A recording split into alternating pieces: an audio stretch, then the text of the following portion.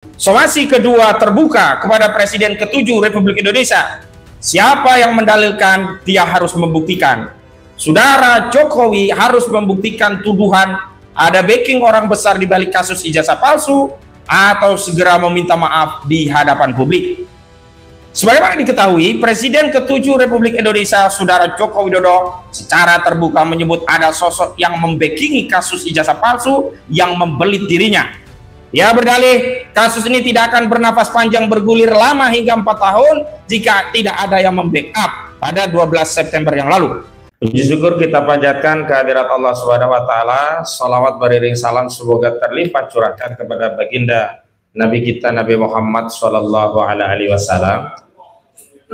Terima kasih kepada rekan-rekan media yang sudah memenuhi undangan kami, dan hari ini kami sengaja mengadakan konferensi pers terkait statement dari Presiden ke-7 Saudara Joko Widodo yang beberapa waktu yang lalu kembali mengulik soal tuduhan adanya orang besar atau adanya orang yang membackingi perjuangan membongkar kasus ijazah palsu ini.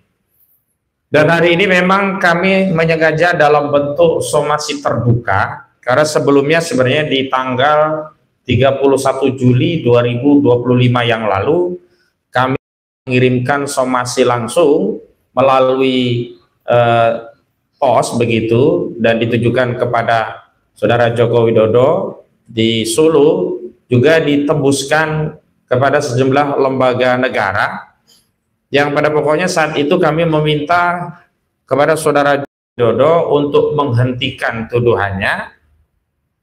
Sebab kalau tetap dilakukan, maka saat itu kami sudah sampaikan akan melakukan upaya hukum baik secara pidana maupun perdata. Dan peristiwa itu terjadi 31 Juli yang merujuk kepada statement Saudara Jokowi di Solo di kediamannya pada 14 Juli 2025 yang lalu. Saat itu Jokowi menyatakan perasaan politiknya ada orang besar di balik kasus ini, sehingga menurutnya kasus ini tidak pernah selesai begitu.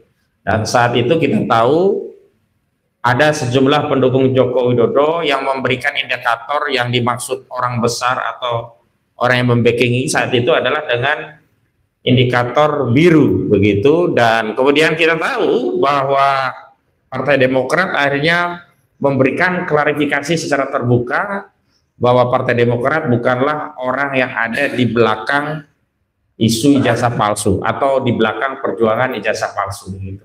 Dan saat itu juga kami sudah menyampaikan bahwa klien kami baik Roy Suryo, Rizmon Sianipar, Rizal Fadilah dan yang lainnya menegaskan bahwa saat itu kami menegaskan berjuang semata-mata demi bangsa Indonesia, demi mengungkap legasi tentang sejarah bangsa agar tidak ada lagi warisan sejarah yang penuh dengan kotoran begitu, aib bagi generasi selanjutnya. Namun ternyata beberapa waktu yang lalu Saudara Joko Widodo mengulanginya kembali. Saudara Joko Widodo dalam pernyataannya menyebutkan bahwa kasus ini bertahan sampai 4 tahun mustahil kalau tidak ada yang membackingi.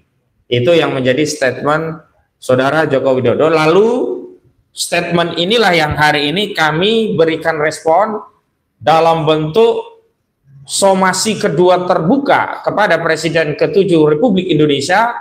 Siapa yang mendalilkan, dia harus membuktikan. Saudara Joko Widodo harus membuktikan tuduhan adanya backing orang besar di balik kasus ijazah palsu atau segera meminta maaf di hadapan publik.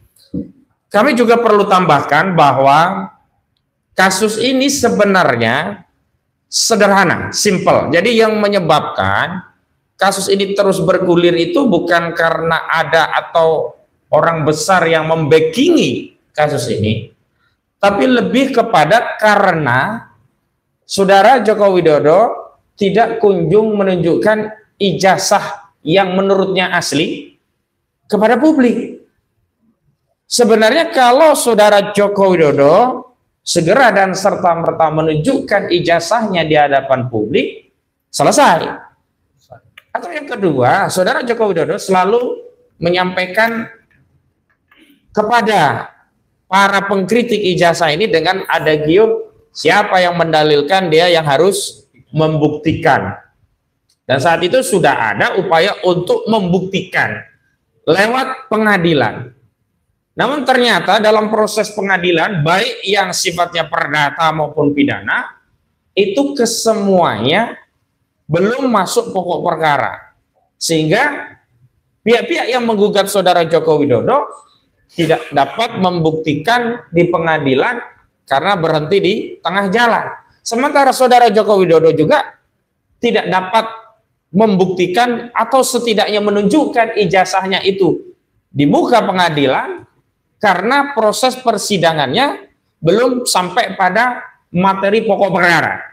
Jadi rata-rata semuanya di NU atau dinyatakan tidak dapat diterima karena pertimbangan majelis hakim semuanya menyatakan majelis hakim atau pengadilan tidak berwenang mengadili perkara. Itu yang terjadi di Pengadilan Negeri Jakarta Pusat, Pengadilan Negeri Surakarta, termasuk Pengadilan Negeri Sleman.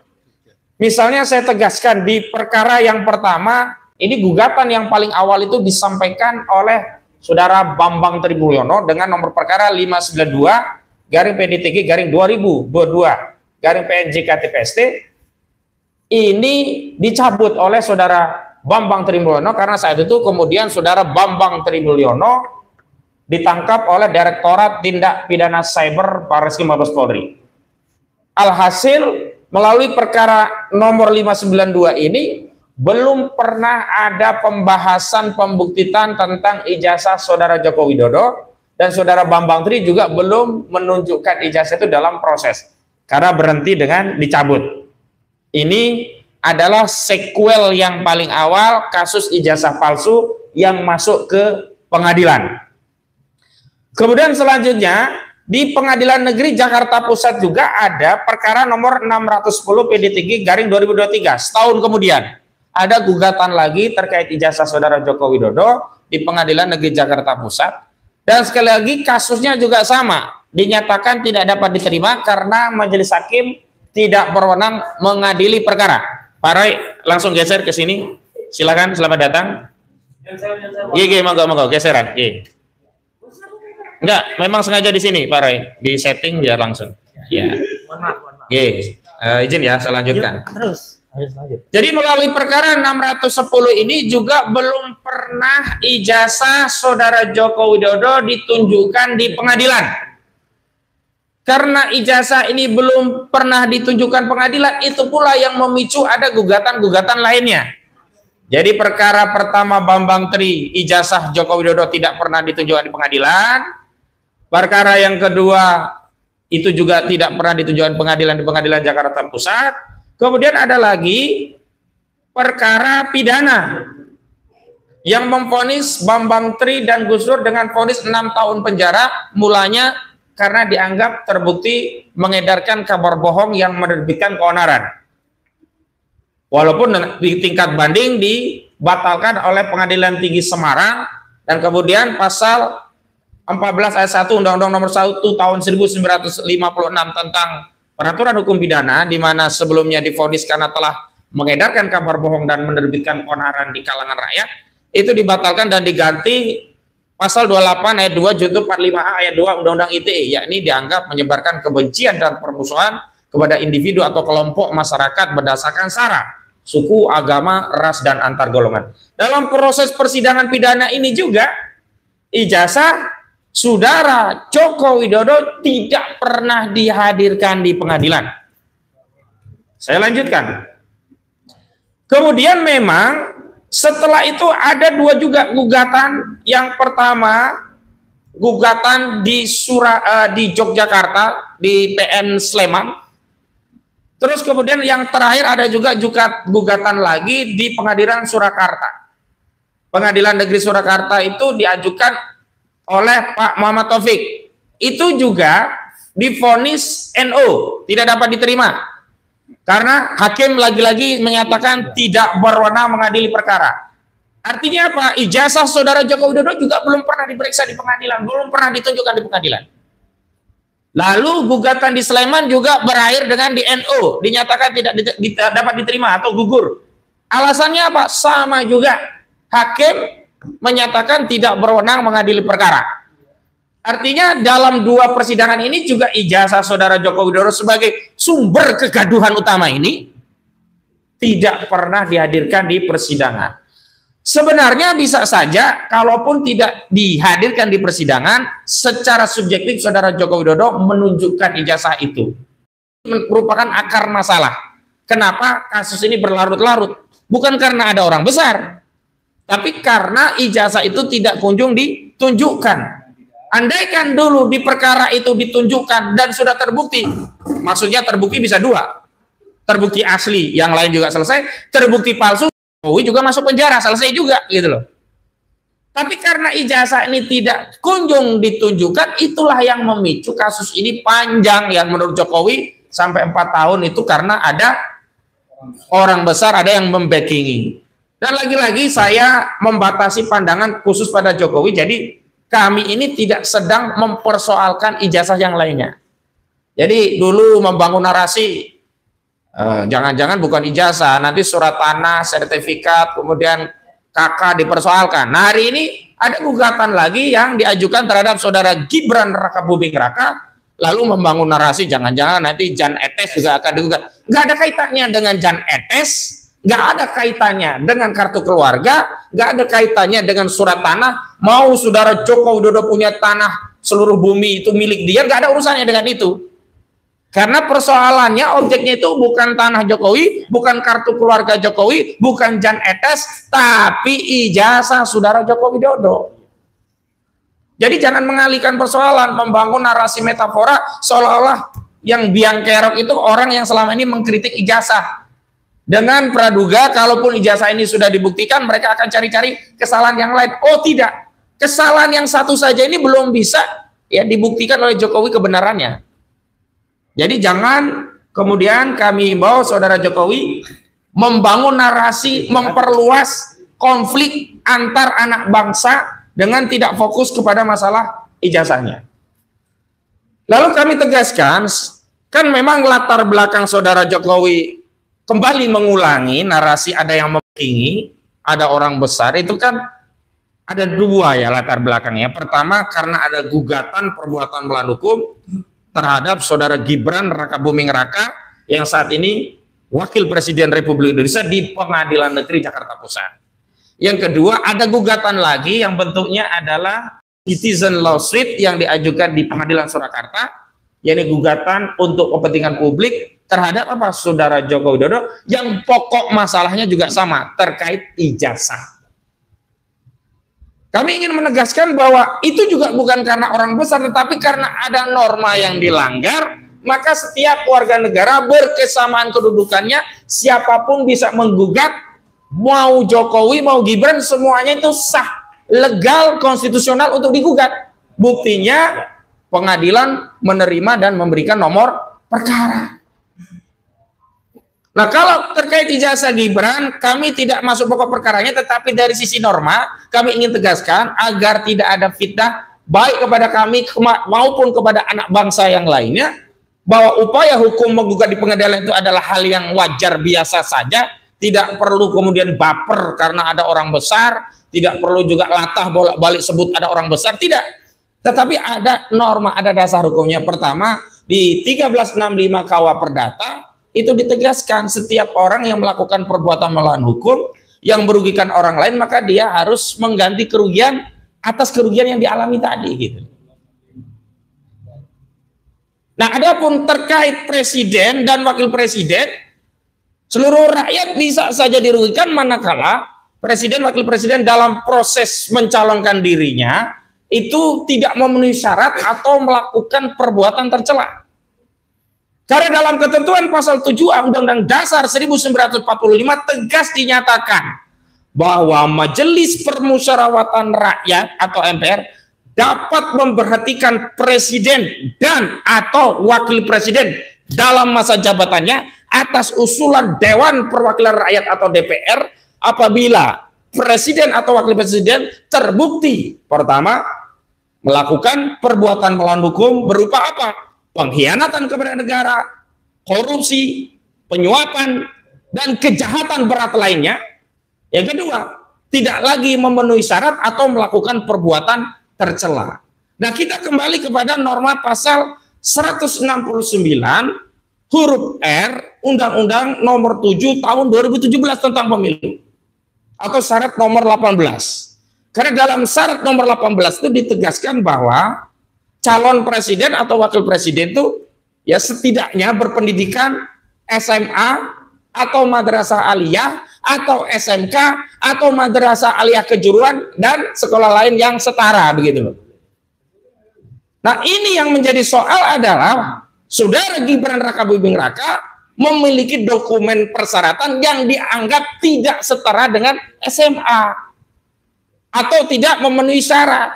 Sementara seorang presiden atau wakil presiden manakala dia tidak memenuhi syarat, maka ini menjadi salah satu syarat yang bisa dijadikan dasar untuk melakukan pemakzulan dengan mengaktifasi ketentuan pasal 7A Undang-Undang Dasar 1945.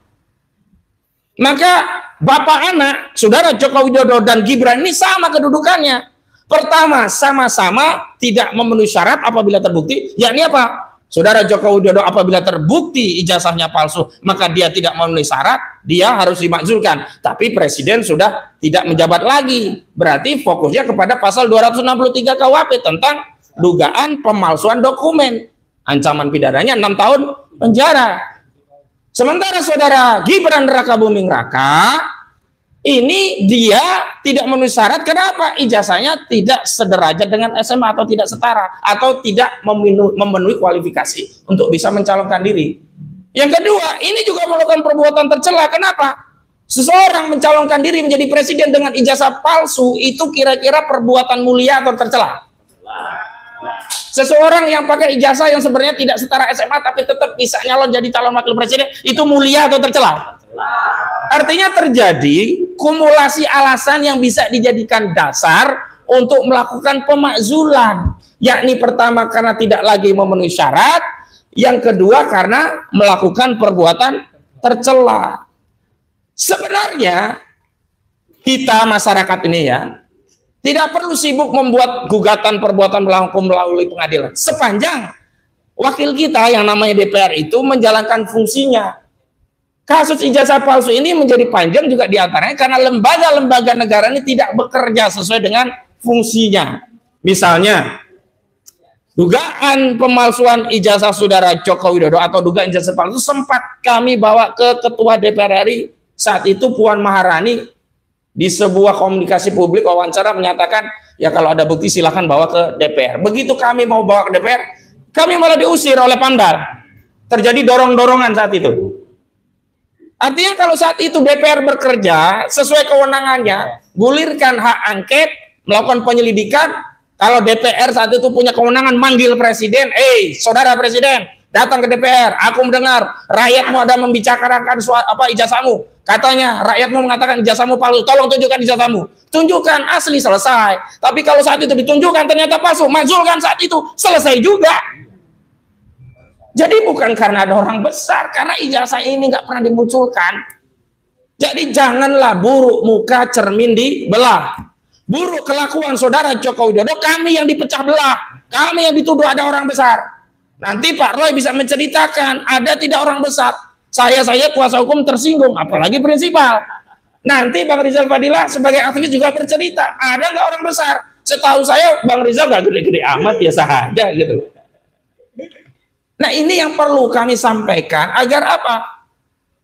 Kita ini sebenarnya sedang mendidik ya masyarakat kita, rakyat kita untuk bertindak sebagai orang yang punya narasi kebangsaan, orang yang punya sikap negarawan, yang jujur, tidak ada dusta, tidak membuat narasi yang menuduh. Sekali lagi saya ingatkan, kalau dulu kita selalu kan, siapa yang mendalilkan dia harus membuktikan. Sekarang kami balik, siapa yang mendalilkan dia yang harus membuktikan. Saudara Jokowi sudah mendalilkan ada orang besar di balik perjuangan terkait ijazah palsu sampai 4 tahun lebih. Karena itu Saudara Joko Widodo harus membuktikan dalil-dalil tuduhannya. Ya kan? Jadi sekali lagi itu saya pengantar, nanti akan kami bacakan pernyataan lengkap.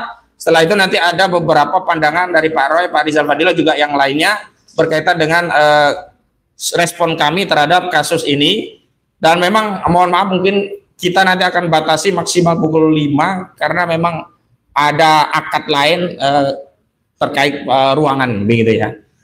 Baik, saya akan bacakan. Bismillahirrahmanirrahim.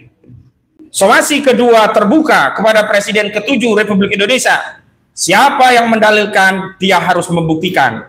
Saudara Jokowi harus membuktikan tuduhan ada backing orang besar di balik kasus ijazah palsu atau segera meminta maaf di hadapan publik. Sebagaimana diketahui, Presiden ke-7 Republik Indonesia, Saudara Joko Widodo, secara terbuka menyebut ada sosok yang membackingi kasus ijazah palsu yang membelit dirinya. Ia berdalih, kasus ini tidak akan bernafas panjang bergulir lama hingga 4 tahun jika tidak ada yang membackup pada 12 September yang lalu. Pernyataan ini merupakan repetisi tuduhan yang pertama kali pernah disampaikan Jokowi di Solo pada 14 Juli 2025 yang lalu, yang juga telah menuduh ada orang besar di balik kasus ijazah palsu Jokowi. Berkenaan dengan hal itu, kami, tim advokasi anti kriminalisasi akademisi dan aktivis, selaku kuasa hukum Roy Suryo dan kawan-kawan, menyampaikan bantahan sekaligus mensomer Saudara Joko Widodo dengan dalil-dalil dan tuntutan sebagai berikut. Pertama, berlarutnya kasus ijazah palsu Jokowi hingga bertahun-tahun bukanlah karena ada orang besar yang membackingi. Kasus ini tak kunjung tuntas karena ijazah Saudara Joko Widodo tak pernah kunjung ditunjukkan kepada publik, baik melalui pengadilan maupun di luar pengadilan. Dua gugatan kasus ijazah palsu di Pengadilan Negeri Jakarta Pusat, yang pertama dengan nomor perkara 592, berakhir karena Bambang Tri mencabut gugatan setelah dirinya ditangkap. Sementara gugatan kedua dengan nomor 6110/2023 diputus tidak dapat diterima karena majelis hakim menyatakan tidak berwenang mengadili perkara. Gugatan di Pengadilan Negeri Sleman nomor perkara 106/2025 dan di Pengadilan Negeri Surakarta dengan nomor 99 PDT 2025, keduanya dinyatakan gugur dengan alasan yang sama, yakni majelis hakim menyatakan tidak berwenang mengadili perkara. Dalam sejumlah gugatan perdata, karena seluruh perkara dihentikan dalam tahap eksepsi dan belum pernah masuk pada pokok perkara, maka belum pernah terjadi pemeriksaan bukti, termasuk belum pernah diperlihatkan dan diperiksa ijazah asli Saudara Joko Widodo di persidangan. Adapun perkara pidana menjerat Bambang Tri dan Gus Nur dengan vonis 6 tahun penjara di Pengadilan Negeri Surakarta, sepanjang pemeriksaan perkara dalam persidangan, ijazah asli Jokowi tidak dihadirkan, sehingga dalam pembuktian sidang secara pidana, ijazah Jokowi juga tidak pernah dibuktikan asli. Oleh karena itu, yang menjadi dasar banyak elemen rakyat kembali menggugat ijazah Jokowi, hingga yang terakhir dalam bentuk citizen lawsuit, gugatan untuk kepentingan publik di Pengadilan Negeri Surakarta, karena ijazah Saudara Jokowi hingga saat ini tidak pernah dihadirkan di persidangan, bukan karena ada orang besar atau ada yang membackup kasus ini. Sementara Saudara Jokowi sendiri tidak pernah mau berinisiatif menunjukkan ijazahnya kepada publik untuk mengakhiri polemik ijazah palsu miliknya. Sehingga dapat disimpulkan justru Saudara Jokowi sendirilah yang membuat kasus ini berlarut-larut karena tak kunjung menunjukkan ijazahnya, bukan karena ada orang besar atau ada yang membackup kasus ini. Kedua, tujuan sejumlah elemen anak bangsa menggugat ijazah Jokowi adalah untuk memastikan apakah Republik ini pernah dipimpin oleh seorang presiden hingga periode jabatan 10 tahun dengan ijazah palsu. Selain itu, untuk menghentikan kejahatan pemalsuan dokumen berupa ijazah jika nantinya dapat dibuktikan palsu. Mengingat di Republik Indonesia pemalsuan ijazah adalah kejahatan pidana, karena siapapun yang memalsukan ijazah, menggunakan ijazah palsu, mendukung, melindungi, dan atau menutupi kejahatan ijazah palsu, semuanya adalah pelaku kejahatan yang harus diseret ke muka pengadilan. Adapun motifnya untuk membersihkan legasi sejarah bangsa Indonesia dari tuduhan pernah dipimpin presiden berijazah palsu. Kami juga tidak ingin mewariskan aib ijazah palsu ini kepada generasi selanjutnya. Ketiga, adapun terkait ijazah Saudara Gibran Rakabuming Raka yang digugat karena diduga tidak memenuhi syarat untuk maju pilpres sebagaimana diatur dalam pasal 169 huruf R Undang-Undang Nomor 7 Tahun 2017 tentang Pemilu, maka kami berpandangan jika hal ini terbukti, DPR dapat segera mengaktifasi ketentuan pasal 7A Undang-Undang Dasar 1945 karena tidak memiliki ijazah yang setara dengan SMA terkategori tidak memenuhi syarat dan merupakan perbuatan tercela disebabkan telah melakukan pembohongan publik. Sehingga alasan tidak lagi memenuhi syarat dan melakukan perbuatan tercela dapat dijadikan dasar untuk melakukan pemakzulan terhadap Wakil Presiden Republik Indonesia, Saudara Gibran Rakabuming Raka. Keempat, kami mulanya mengapresiasi Saudara Joko Widodo yang semula tak lagi mengedarkan tuduhan ada orang besar di balik kasus ijazah palsu sejak kami kirim somasi pertama pada tanggal 1 Juli 2025 yang lalu. Namun pernyataan Jokowi yang menyebut ada sosok yang membackingi kasus ijazah palsu yang membeli dirinya pada tanggal 12 September 2025 menjadi dasar bagi kami untuk kembali melayangkan somasi kedua secara terbuka melalui konferensi pers ini. Terakhir, kami meminta Saudara Jokowi untuk membuktikan tuduhannya. Karena siapa yang mendalilkan, dia harus yang membuktikan. Jika Jokowi tak bisa membuktikan tuduhannya, maka Saudara Jokowi harus segera meminta maaf. Apabila Saudara Jokowi tidak dapat membuktikan tuduhannya atau segera meminta maaf secara terbuka di hadapan publik, maka kami tidak akan ragu untuk menempuh upaya hukum terhadap Saudara Jokowi, baik secara perdata maupun pidana. Demikian somasi terbuka disampaikan, Jakarta 17 September 2025, Tim Advokasi Anti Kriminalisasi Akademisi dan Aktivis, tertanda Petrus Salestinus SH Koordinator Litigasi, Ahmad Kozidudin SH Koordinator Non Litigasi. Demikian pernyataan somasi yang kami layangkan secara publik. Selanjutnya untuk memastikan bahwa tidak ada orang besar, ada representasi aktivis dan tokoh akademisi yang juga terlibat dalam kasus ijazah palsu untuk menjelaskan sejatinya ada apa dan mungkin saja nanti akan ada kritik yang disampaikan balik terhadap Saudara Joko Widodo. Assalamualaikum warahmatullahi wabarakatuh. Waalaikumsalam. Terima kasih Pak Muhsin sebagai koordinator tim non litigasi, tim advokasi anti kriminalisasi akademisi dan aktivis. Para kuasa hukum yang juga hadir pada kesempatan ini, media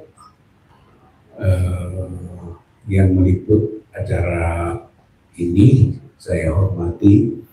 Yang pertama adalah bahwa dengan pernyataan Joko Widodo bulan September ini yang ketika menanggapi kasusnya Gibran yang menyebut tadi 4 tahun gitu, setelah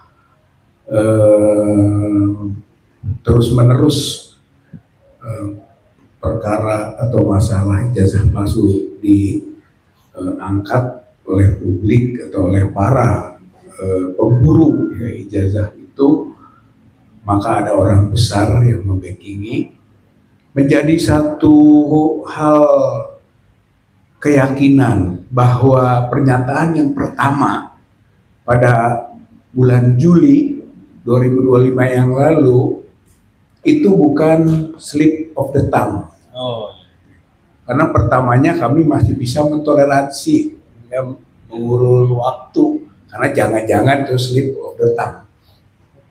Tapi dengan pernyataan kedua kemarin, maka itu bukan slip of the tongue, tapi itu adalah bukti kesengajaan atau dalam hukum offset atau dolus dari satu perbuatan yang nanti dapat dikualifikasikan pidana.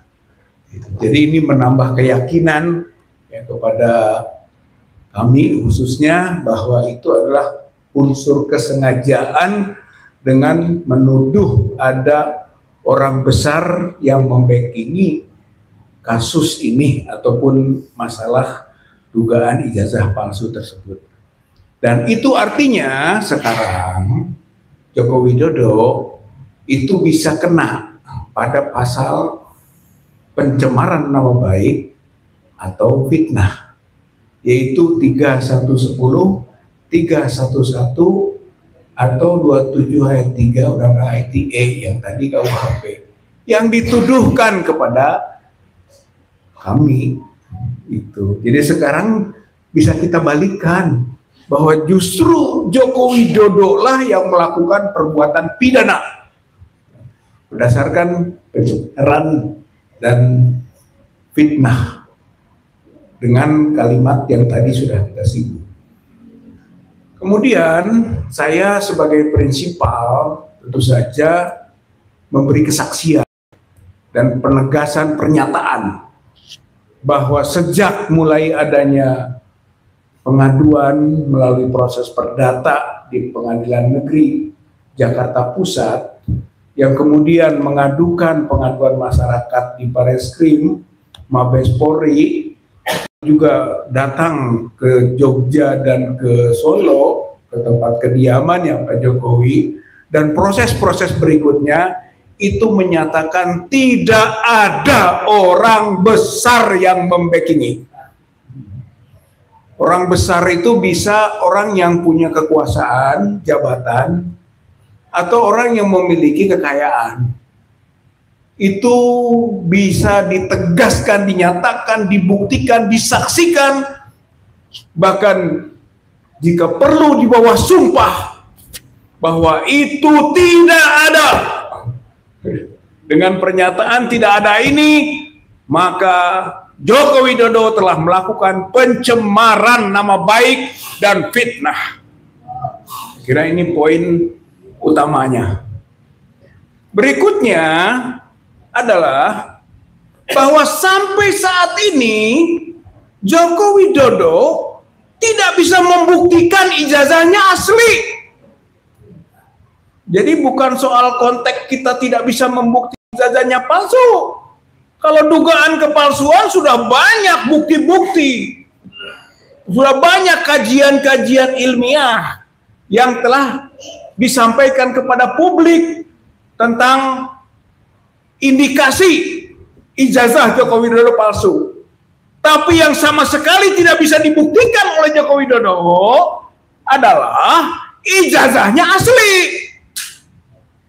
Karena ijazahnya asli tidak bisa dibuktikan, maka dugaan ijazah palsu sampai kapanpun masih berlaku. Masih berlaku dan tidak bisa disalahkan. Dan kalau itu dimasukkan ke proses hukum, itulah namanya kriminalisasi.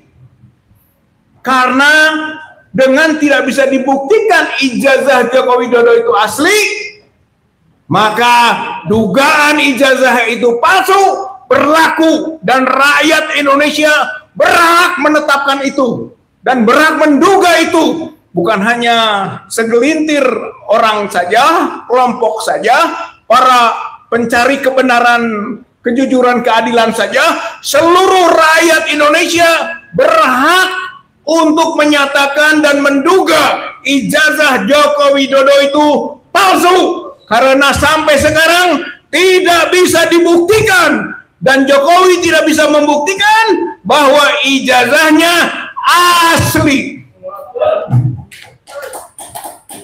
Nah, selanjutnya adalah bahwa dengan somasi ke-1, somasi kedua,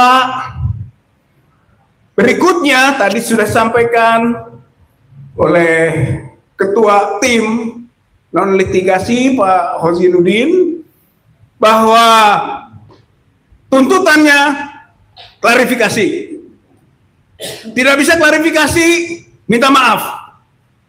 Tidak dilakukan itu, ya sudah, kami akan melakukan langkah hukum sebagai konsekuensinya. Kalau dicemarkan nama baik dan difitnah, maka kita bisa melaporkan secara pidana Joko Widodo telah melakukan tindak pidana, yaitu pencemaran nama baik dan fitnah. Oleh karenanya, itu menjadi potensi ke depan yang dalam waktu mungkin entah 1 hari, 2 hari, seminggu, atau jangan terlalu lama, kita akan segera laporkan itu. Sebagai bukti kita serius menghadapi ketidakjujuran, ketidakadilan, manipulasi, kebohongan dari Joko Widodo yang berkaitan dengan dokumennya itu. Mudah-mudahan upaya ini dimudahkan Allah Subhanahu wa Ta'ala, sekaligus menjadi nanti bukti bahwa memang Presiden Republik Indonesia yang bernama Joko Widodo itu adalah pendusta, pembohong, dan telah merusak citra bangsa Indonesia. Sekarang tambah lagi dengan putranya Gibran yang juga dipermasalahkan dokumennya. Oleh karena itu, prinsip perjuangan kita adalah adili Jokowi, makzulkan Gibran. Adili Jokowi, makzulkan Gibran. Prabowo harus melakukan upaya mendukung itu. Terakhir ini, jadi Prabowo harus mendukung. Dia punya aparat kepolisian yang bisa diperintahkan untuk memproses menuju adili Jokowi.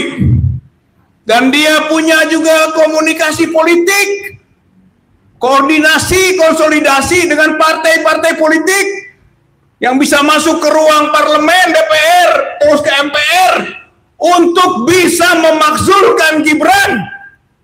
Jadi ini adalah kewenangan yang bisa dia lakukan. Oleh karena itu kita tantang itu. Prabowo harus mendorong proses peradilan Joko Widodo dan mendorong juga agar Gibran Raka Buming Raka dimakzulkan.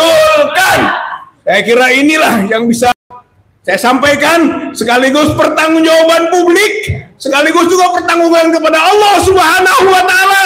Kita berjuang ini untuk menegakkan kebenaran dan mencegah kemungkaran. Nasrul minallah wa fathun qarib wa basyiril mu'minin. Wassalamualaikum warahmatullahi wabarakatuh.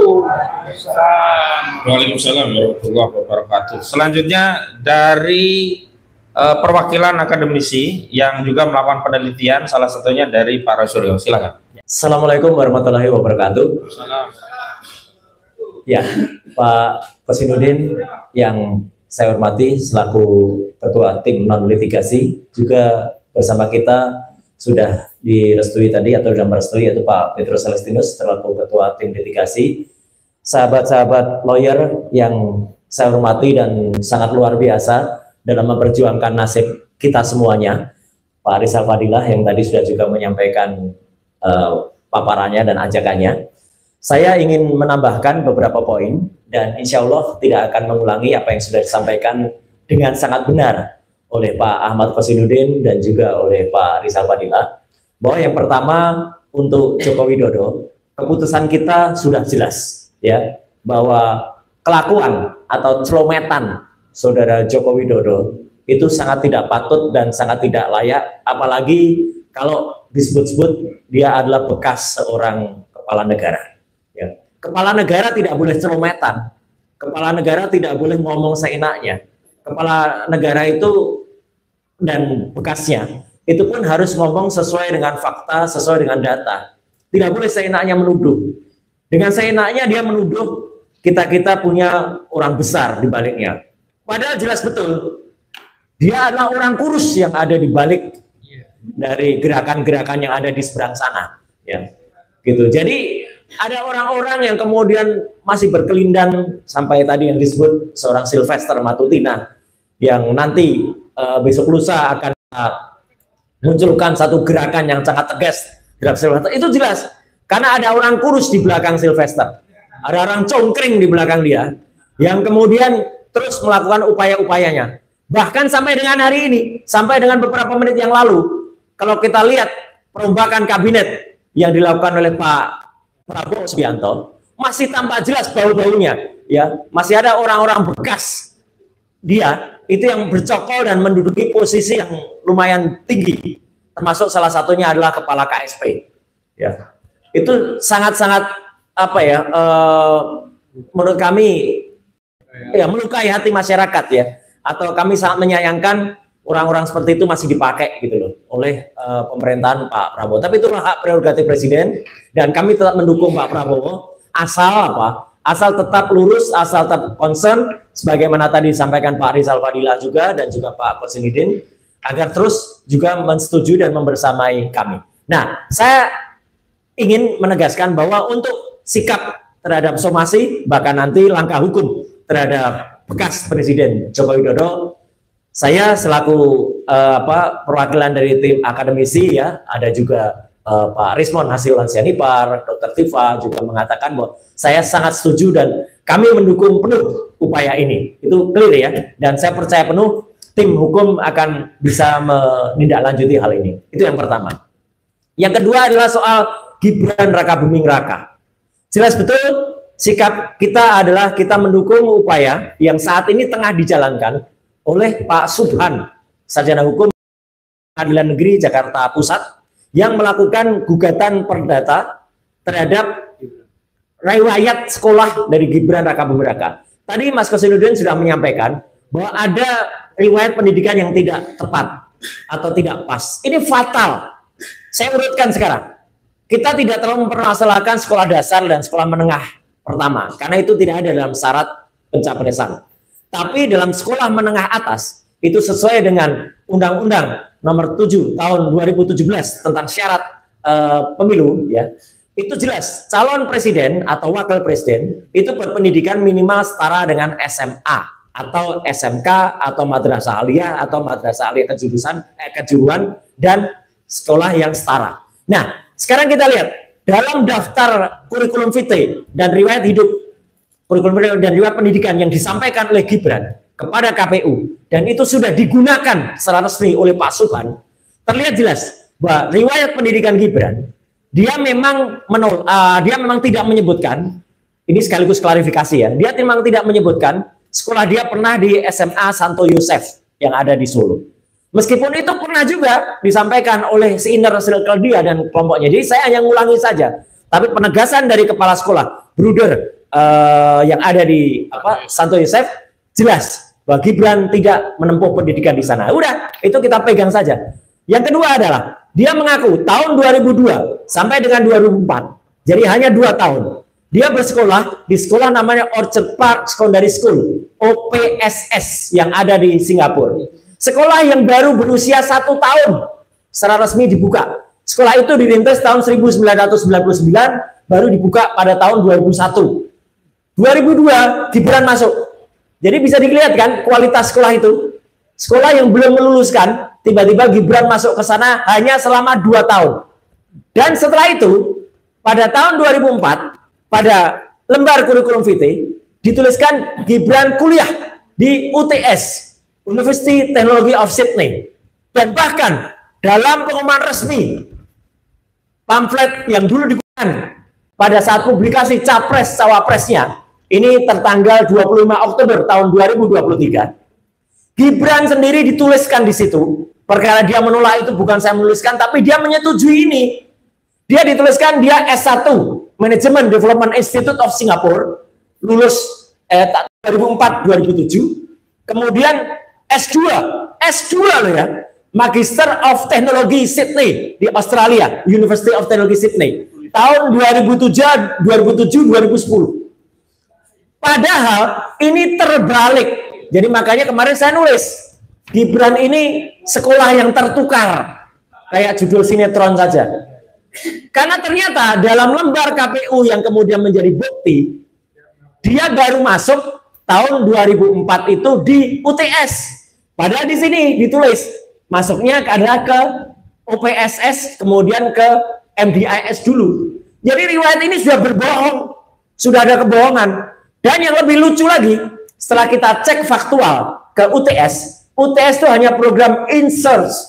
Program insert itu adalah matrikulasi, kursus selama 6 bulan untuk memasuki UTS. Dan kabarnya dia tidak lulus di situ. Dia hanya 6 bulan menjalani insert dan dia pindah dari situ balik lagi ke Singapura. Lebih membagongkannya lagi, saya mengatakan lebih bohongnya lagi. Timbul surat keterangan dari Dirjen Dikdasmen ditandatangani oleh Sesdirjen, namanya Dr. Sutanto, sarjana hukum, pada tahun 2019. Saya ulangi, tahun 2019. Surat ini melegalisirkan atau katakanlah mesahkan ijazah dari UTS. Loh, kok aneh? UTS hanya 6 bulan. Tapi surat ini menegaskan pendidikan di UTS itu setara dengan grade 12 untuk sekolah. Artinya grade 12 itu setara SMA. Masuk akal tidak? Sebuah sekolah 6 bulan disetarakan dengan SMA. Harusnya surat ini mesetarakan pendidikan yang di OPSS, yang di Orchard Park Secondary School. OPSS-nya tidak ada surat lulusnya. Kemudian justru yang 6 bulan malah dapat surat lulus ini. Dan ini surat lulus ini tahun 2006 keluarnya. Tapi baru dilegalisasikan tahun 2019. 13 tahun legalisasinya dari tahun 2006. Jadi ini kebalik. Bahkan kemudian ijazah yang ada di MDAS, ya, di institut yang ada di Singapura, itu kemudian di Management Development Institute yang ada di Singapura, itu kemudian keluarnya dari institut atau university namanya Bradford di UK. Ada surat sejenis. Mohon maaf, saya lupa menyampaikannya. Bentuknya seperti ini, tapi bukan ini ya. Ini saya sejenis saja. Nah, minimal seperti ini bentuknya. Itu dari keputusan Dirjen Pembelajaran dan Kemahasiswaan atau Belawa, yang menegaskan lulusan Gibran itu dikatakan setara dengan BSc, Bachelor of Science, dari University of Bradford, tapi ditulisnya negaranya Singapura. Salah suratnya. University of Bradford itu adanya di UK, di United Kingdom, adanya di Inggris. Itu ditulis di Singapura. Jadi surat sejenis ini, tapi bukan ini, ya. Tapi ada suratnya persis. Saya pertanggungjawabkan statement saya ini. Suratnya ada. Saya sudah pegang, hanya tadi salah bawa, ya. Artinya apa? Artinya clear betul bahwa Belawa itu juga salah. Jadi ada surat 2 penyetaraan yang salah. SMA-nya yang harusnya itu yang disetarakan adalah yang ada di Singapura, tapi yang disetarakan malah yang di Australia. Sedangkan surat dari Belawanya itu yang ada adalah justru dari UK, padahal dia tidak pernah sekolah di UK. Dan teman-teman, kalau mau cari ijazah yang ditunjukkan oleh Gibran itu gampang. Mau buat, nih contohnya. Tidak harus pasar pramuka. Silakan masuk ke website namanya fakediploma.com. Anda bisa buat ijazah yang sama seperti yang ditunjukkan Gibran. Persis sama. Artinya apa? Gampang kalau mau ngeprint ijazah kayak gitu yang ditunjukkan itu. Jadi sekaligus di sini kita mendukung penuh upaya dari Pak Subhan. Karena apa? Gibran ini sudah bisa dikatakan sebagai aib nasional. Nih, saya tunjukkan kaosnya. Nah, Fufufafa adalah aib nasional. Tidak layak dia disebut sebagai wakil presiden kita.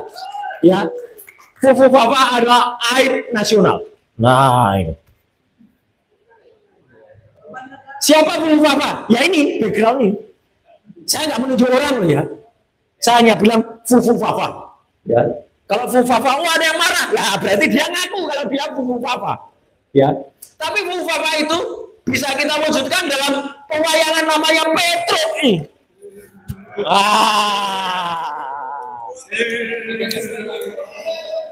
Wayangnya sudah keluar. Bumi gonjang-ganjing. Saya nanti soalnya suaranya habis. Oh, cek. Oh, sebentar. Kepencet. Saya nanti dikritik sama Mas Kosidun. Kalau di TV keluar wayang kok di ini enggak. Padahal aslinya sih. Bumi makin gonjang-ganjing karena Petro malah menuduh ada orang besar di baliknya. Padahal yang ada tuh gajah besar di balik mereka. Apakah gajah? Gajah itu nggak punya ijazah. Dan banyak ternak-ternaknya. Nih contoh ternaknya. Ya, jadi Petro ini bersembunyi di balik ternak-ternaknya, bersembunyi di balik gajah. Orang menuduh gajah, kok kita yang dituduh? Bumi gonjang-ganjing, tancap kayak dialah yang sebenarnya ada orang kurus di baliknya. Terima kasih. Wassalamualaikum warahmatullahi wabarakatuh. Oh, terakhir, hari Jumat jangan lupa kita bersama-sama bergerak. Terima kasih.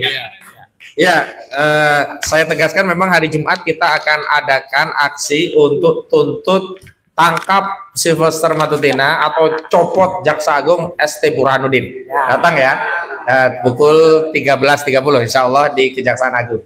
Selanjutnya Bang Samsir Jalil tadi ingin menyampaikan pandangan, kami persilahkan. Setelah itu Bang Azam. Assalamualaikum warahmatullahi wabarakatuh. Alhamdulillah. Terima kasih kesempatan yang diberikan kepada saya pada sore ini dalam hal somasi kedua untuk saudara Jokowi. Tim advokasi anti kriminalisasi akademisi dan aktivis ini sudah melakukan somasi yang kedua kepada saudara Jokowi di sini. Somasi pertama seperti yang disampaikan tadi disampaikan pada saat 31 Juli 2025. Nah, ini semacam reputasi yang dilakukan oleh saudara Jokowi yang menuduh ya kalau kegiatan yang untuk membuka ijazahnya yang sudah berlarut-larut sampai 4 tahun ini ada orang besar yang membackingi. Ya tentunya kami di sini merasa sangat menyayangkan ucapan dari mantan Presiden Republik Indonesia yang ke-7 ini. Karena biar gimana pun beliau adalah mantan Presiden negara Republik Indonesia yang tentu kita harapkan walaupun dia sudah selesai dalam tugasnya, dia memberikan ucapan atau pernyataan-pernyataan yang sesuai, yang tidak sembarang menuduh. Untuk itu tentunya dalam somasi yang kedua ini kita minta pertanggungjawaban beliau. Karena memang kegiatan yang dia sebutkan berlarut-larut 4 tahun, belum juga selesai-selesai. Nah ini dalam pikiran yang sempit saja dari beliau yang menyatakan kalau masalah ijazah beliau itu dianggap tidak apa-apa. Padahal sebenarnya masalah ijazah seorang presiden ini kita harus membuktikan betul-betul bahwa mereka, para presiden ini yang membuktikan bahwa mereka punya jati diri yang kuat, baik, yang menjadi catatan sejarah bagi generasi berikutnya. Jadi tim advokasi akademisi anti kriminalisasi akademisi dan advokasi ini tetap membuktikan di dalam sebagai seorang lawyer tentunya kita berpegang kepada keadilan walaupun langit runtuh harus tetap ditegakkan. Jadi 4 tahun itu belum apa-apa, kita akan terus bergerak. Karena biar gimana pun kita memang tidak dibiayai ataupun di-backing oleh siapapun dalam kegiatan kita ini. 4 tahun itu belum apa-apa. Kita akan lakukan terus sampai bisa membuktikan bahwa Presiden Republik Indonesia ke-7 ini benar-benar memiliki ijazah, atau malah Presiden Republik Indonesia ke-7 ini tidak memiliki ijazah, sehingga generasi berikutnya sadar kalau ijazah itu adalah dibuktikan, kalau diperlukan, sehingga mereka tidak menganggap buat apa sekolah capek-capek kalau beli aja ijazah bisa jadi presiden. Jadi itu yang harus kita buktikan sebagai seorang lawyer dan tim lawyer kita ini. Karena bukti-bukti ke arah ijazah itu palsu sudah banyak. Begitu dia ajukan sebagai calon presiden, calon wali kota, calon gubernur, itu sudah ada dokumen-dokumen itu yang tersimpan dalam dokumen negara di KPUD, KPU maupun KPU pusat. Setelah ditelusuri oleh teman-teman kita, dapat dibuktikan di KPUD Solo, KPUD DKI, KPU pusat di Jakarta, bukti ijazah Jokowi yang telah dilegalisir untuk mengantar dirinya menjadi calon presiden itu raib. Itu raib. Jadi ini indikasi kuat kalau memang saudara Jokowi ini tidak mempunyai ijazah. Karena ijazah itu raib ketika beliau masih menjabat sebagai Presiden Republik Indonesia. Jadi ini harus kita ungkapkan supaya sejarah kelam negara Republik Indonesia tentang pemimpin bangsanya bisa terbuka selebar-lebarnya untuk ke depan buat anak cucu kita. Demikian, assalamualaikum warahmatullahi wabarakatuh. Waalaikumsalam. Baik, terima kasih Bang Samsud Jalil. Selanjutnya Bang Azam, silakan Bang.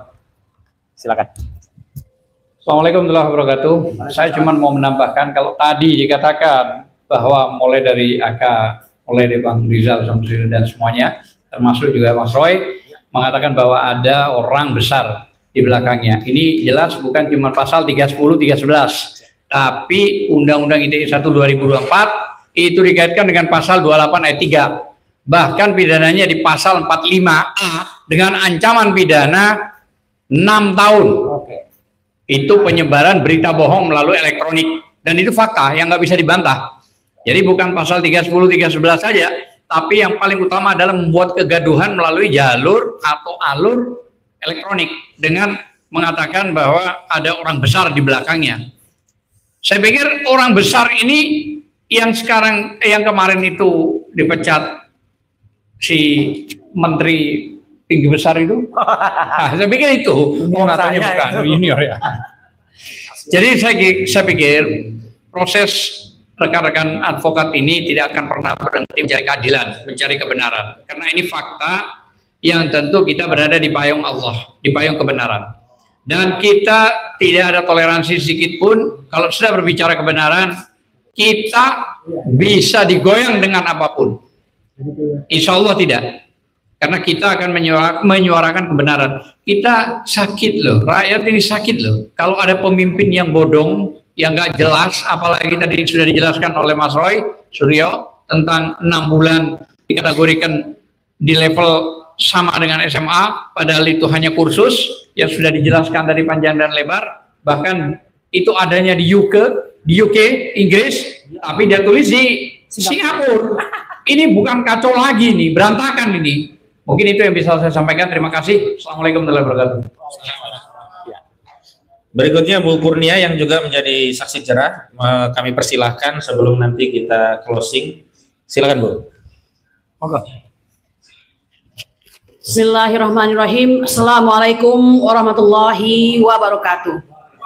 Saudara-saudara sebangsa dan setanah air, alhamdulillah pada sore hari ini kita berkesempatan untuk hadir dalam press conference ya, somasi kedua kepada Presiden ke-7 Republik Indonesia atas tuduhan ada orang besar di balik kasus ijazah palsu. Mungkin karena nafasnya yang panjang sedemikian rupa, para pejuang-pejuang ini mereka dia langsung ya, kalau kata orang tuh to fit the clothes on the certain body gitu ya. Jadi ngukur baju di badan sendiri gitu.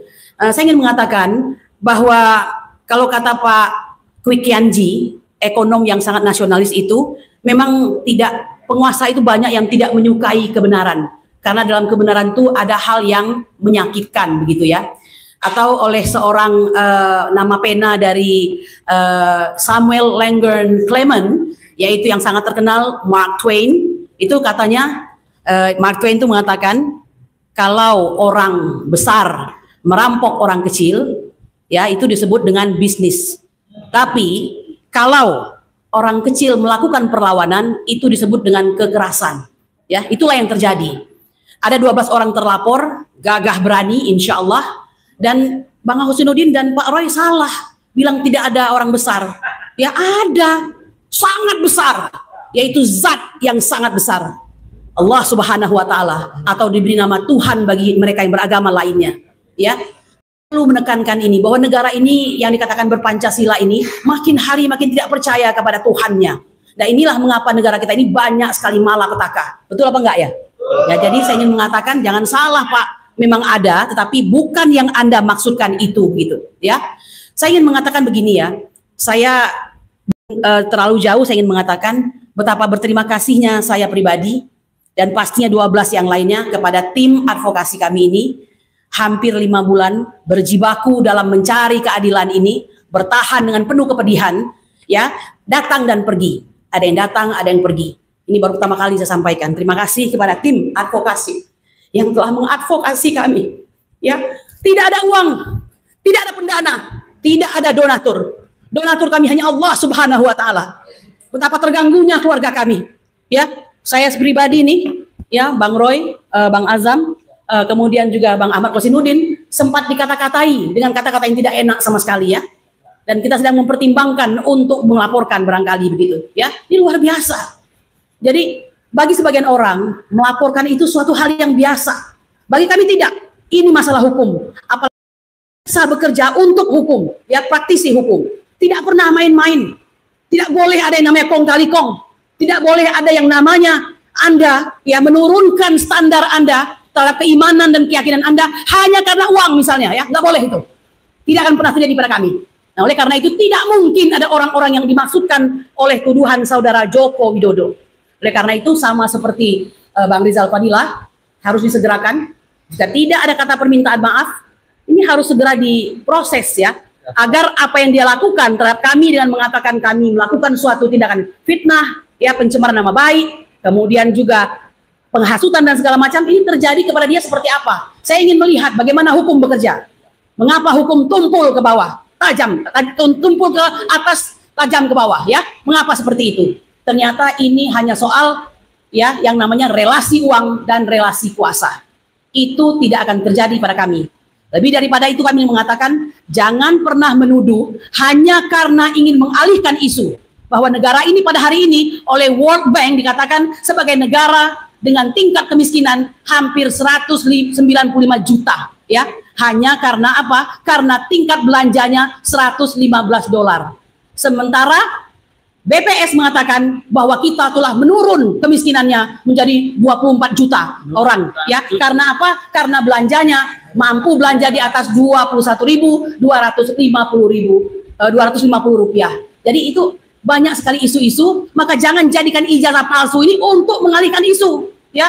Lebih daripada itu, betapa banyak pajak yang diembankan kepada rakyat ini ya. Mau beli pulsa pajak ya, beli rumah pajak, beli mobil pajak, semua pajak. Padahal negara ini kaya dengan tambang, nikel, tembaga dan sebagainya ya. Betapa banyak pajak rakyat ini, meski Rasulullah mengatakan tempatnya di neraka bagi pemimpin yang memajak rakyatnya. Jadi jangan jadikan semua kekurangan itu dialihkan kepada ijazah palsu. Ya, demikian yang bisa saya sampaikan. Kami memohon kepada Allah Subhanahu wa taala agar memberikan keamanan bagi bangsa ini dan bagi negara ini. Dan bagi mereka yang berniat jahat, ya Rob, mohon ya Allah, Engkau timpakan saja semua tipu daya itu kepada mereka dan kembalikan kepada mereka. Subhana rabbika rabbil izzati amma yasifun wa salamun alal mursalin walhamdulillahirabbil alamin. Assalamualaikum warahmatullahi wabarakatuh. Merdeka. Terima kasih. Baik, sebagai bentuk penegasan sebelum saya kami akhiri bahwa terakhir kan KPU membatalkan keputusan nomor 731 berkaitan dengan penjelasan tentang dokumen pencalonan baik sebagai calon presiden maupun wakil presiden, apakah itu bagian dari informasi publik atau yang dikecualikan. Mulanya melalui keputusan itu ada 16 item dokumen-dokumen pencalonan dianggap dikecualikan, hanya bisa diberikan kepada publik sepanjang ada persetujuan dari pemiliknya. Tetapi begitu keputusan KPU ini dibatalkan, berarti ini mengkonfirmasi atau penegasan bahwa seluruh dokumen itu memang murni milik publik. Dan dalam kasus saudara Joko Widodo, artinya ijazah saudara Joko Widodo itu ijazah domainnya publik, karena pernah dijadikan sebagai syarat pencalonan seorang calon presiden. Dan ada lagi dalih bahwa itu dokumen yang sifatnya private, itu adalah dokumen publik. Ini yang menurut saya menarik. Awalnya keputusan ini ingin menjadi bunker ya, atau dijadikan sarana bunker untuk menyembunyikan ijazah calon presiden dan calon wakil presiden. Tetapi karena netizen, juga karena kekuatan kritik masyarakat, walaupun dalih Afiduddin ya ketua KPU katanya mendapat masukan, bukan masukan, mendapat celaan, ya komplain, mendapat apa? Amukan atau takut dinepalkan mungkin ya. Nah, jadi saya kira keputusan KPU itu menegaskan bahwa kita semua punya hak untuk minta kepada saudara Joko Widodo untuk menunjukkan ijazahnya, begitu ya. Baik, sekali lagi kami ucapkan terima kasih kepada seluruh media, terima kasih juga buat seluruh tim. Ada Bang Rizal Fadilah, Bang Medi Juniarto, Bang Samsir Jalil, ada Bang Mulyadi, ada Bang Baru Jaman, ada rekan namanya lengkapnya siapa lengkapnya? Gofur Sangaji ya. Kemudian ada Fitran Sahdeli, kemudian ada Bang Azamkan, juga ada Bu Kurnia, juga ibu-ibu tim, ada Bu Firka Dewi, ada ibu-ibu dari ARM ya. semuanya, terima kasih semuanya, juga rekan-rekan medianya, semuanya saya ucapkan terima kasih. Kami akhiri dengan billahi taufiq wal hidayah wal afu minkum. Wassalamualaikum warahmatullahi wabarakatuh. Ya, sekaligus saya terima kasih kepada Bang Yani yang sudah menyediakan ruangannya, dan memang setelah ini kita